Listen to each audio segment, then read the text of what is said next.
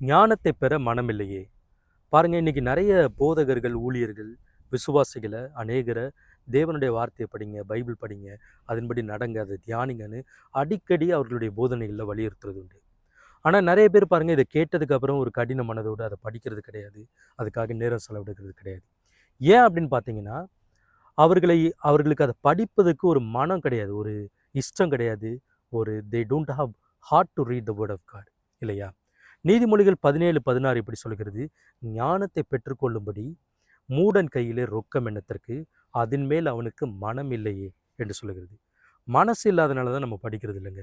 இன்னைக்கு கர்த்தருடைய வார்த்தையை படிக்கிறதுனால, அதை தியானிக்கிறதுனால, அதிகாலையில் அவருடைய வார்த்தையை நம்ம தேடுகிறதுனால நமக்கு ஞானம், அறிவு, தெளிவு, புத்தி உண்டாகுங்கிறது நமக்கு தெரியும். இருந்தாலும் அதுக்கு நம்ம நேரம் செலவிடுறதில்ல. ஸோ ஆகையினால இப்படிப்பட்ட காரியங்கள் இருக்குமானால் மனம் திரும்பவும் கர்த்தருடைய வார்த்தைக்கு இடம் கொடுத்து ஞானிகளாவோம்.